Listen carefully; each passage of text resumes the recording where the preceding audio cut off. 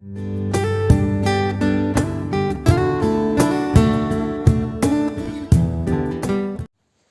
Friends, आज मैं आपके साथ डिस्कस करूंगा लार्ज स्केल पे रिटेल ट्रेड का पहला पार्ट, जो पहला टाइप है वो है डिपार्टमेंटल स्टोर्स। तो चलिए शुरू करते हैं।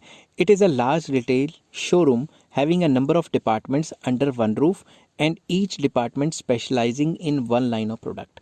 बेसिकली ये बहुत बड़े शोरूम्स होते हैं, इसमें वेरियस डिपार्टमेंट्स होते हैं और हर एक डिपार्टमेंट एक अपनी स्पेशलिटी में मशहूर भी होता है और उसमें उस पर्टिकुलर चीज़ को आप पा सकते हो। जैसे फॉर एग्जांपल मैं रिलायंस स्टोर में गया, या यहाँ पे बहुत बड़े बड़े स्टोर्स पाए जाते हैं, या फिर मोर में गया, ऐसे कई बड़े बड़े स्टोर्स हैं, हर एक कंट्री में होते हैं। कईयों में 24/7 करके होते हैं, उसमें वॉलमार्ट वगैरह होते हैं। उसमें क्या है, वेरियस जो हैं डिपार्टमेंट्स खोले हुए हैं।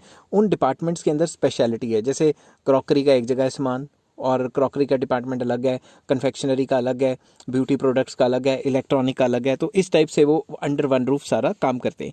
Each of the department is like a separate shop with centralise purchasing, selling and accounting. तो हर एक डिपार्टमेंट जो है सेपरेट शॉप की तरह डील करता है, और उनका जो माल है वो सेंट्रली परचेज्ड होता है। मतलब कंपनी एक ही बार बल्क में जो है वो ख़रीदती है और बेचा जाता है, और अकाउंटिंग उनकी हर एक डिपार्टमेंट की अलग अलग तरीके से की जाती है।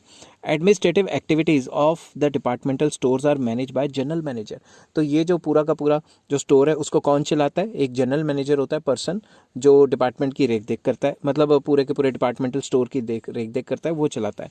General manager appoints the departmental managers for each department. तो सबसे पहले क्या है, जनरल मैनेजर आ गया। जनरल मैनेजर के अंडर जितने भी डिपार्टमेंट्स हैं वो उनके अंदर मैनेजर, डिफरेंट मैनेजर जितने भी डिपार्टमेंट है वो अपॉइंट करेगा।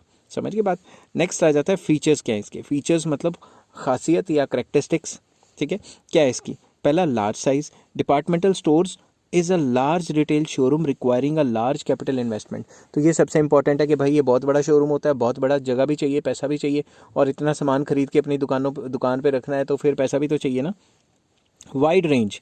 A departmental store deal with a wide range of product from low priced to very expensive goods. तो इसमें सारे टाइप के गुड मिल जाते हैं। साबुन भी मिल जाता है, घड़ी भी मिल जाती है, लैपटॉप भी मिल जाता है। तो ऐसे वॉलमार्ट टाइप सब सामान होता है। तो इनको वाइड वेराइटी रखनी पड़ती है। Different varieties of goods are available in different departments. तो इसमें वेरियस डिपार्टमेंट्स बनाए होते हैं, तो वो डिफरेंट वेराइटीज़ का सामान डिफरेंट डिपार्टमेंट्स में रखते हैं।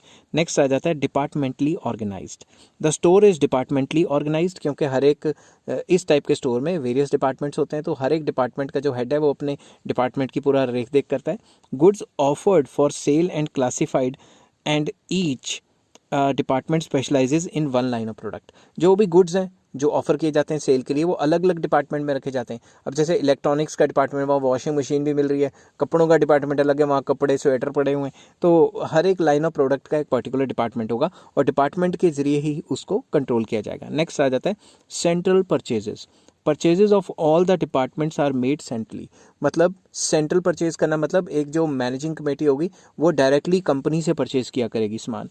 The departmental managers give a list of their requirements to the general manager.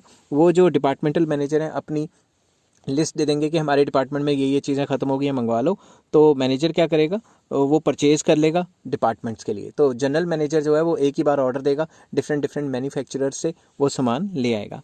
Central location. A departmental store is located at a central place और in shopping centres so that people from different parts of the cities can easily reach there. तो basically location इनकी central location होती है, या तो शहर के बीच में या शॉपिंग मॉल में, ताकि हर कोई आसानी से एक्सेस रहे, हर कोई जाके इस जगह पे विजिट करके सामान लेके आ सके। बेसिकली जब भी मैं जाता हूँ वॉलमार्ट या ऐसे किसी डिपार्टमेंटल स्टोर में, मैंने सामान खरीदना होता है 5,000 का, मगर 10,000 का ख़रीदा जाता है, क्योंकि इतना सामान पड़ा होता है कि वो टोकरी में रख रख के ट्रॉली भर जाती है। ठीक है, और तो फिर ये देख के मेरे घर वाले मुझे गालियाँ निकालते हैं कि भाई लेके तो 4 चीज़ें आनी थी और तू लेके 10-15 आ गया। ऐसा हर एक के घर में होता है। ठीक है, तो नेक्स्ट आ जाता है services. Departmental stores provide a number of services and facilities to their customers, like telephone booth होता है, या वहाँ पे रेस्टोरेंट वगैरह भी खोल देते हैं, या पैकिंग कर लेते हैं, फ्री होम डिलीवरी। तो काफ़ी सर्विसेज प्रोवाइड कराते हैं, होम डिलीवरी भी फ्री करवा देते हैं, या रेस्टोरेंट होता है कि भाई अगर तुम थक गए तो बैठ के खा पी लो, या पैकिंग पुकिंग करवा देते हैं सामान का। ठीक है, नेक्स्ट आ जाता है एलिमिनेशन ऑफ मिडल मैन। तो जितने भी ये बड़े बड़े स्टोर्स हैं इन्होंने मिडल मैन को या होलसेलर को ख़त्म कर दिया, क्योंकि ये डायरेक्टली मैन्युफैक्चरर से सामान उठा लेते हैं और खुद ही रिटेलर बन जाते हैं। तो होलसेलर की तो काम काम ही तमाम कर दिया इन्होंने। मेरे पास जितने भी स्टूडेंट्स पढ़ते हैं जिनके पेरेंट्स होल सेलर हैं, वो कहते हैं यार हमारे को तो मॉल वगैरह खा गए। ठीक है। Departmental stores buy goods in large quantity, क्योंकि वो बल्क में खरीदते हैं। They buy the goods directly from manufacturers, hence eliminating the middle man. तो डायरेक्टली वो खरीद लेते हैं, डायरेक्टली ऑर्डर देके खरीद लेते हैं, तो जो मिडल मैन है, होल सेलर है, उसका काम तमाम। ठीक है। Next, advertising. एडवर्टीजमेंट मशहूरियाँ बहुत ज़्यादा करते हैं। Departmental stores advertise on the large scale to attract customers from far and wide. Basically दूर दूर से आते हैं। जब मैं चंडीगढ़ में रहता हूँ तो यहाँ पे जब वॉलमार्ट वगैरह खुला था तो लोग 50-50 किलोमीटर दूर से आके यहाँ पे शॉपिंग करके जाते थे। तो आई होप ये वीडियो आपको पसंद आई होगी। अगर पसंद आई हो तो please like, share and subscribe. Next video में मैं लेके आऊँगा चेन स्टोर्स या मल्टीपल शॉप्स क्या होती हैं। Take care, till then take care, have a nice day.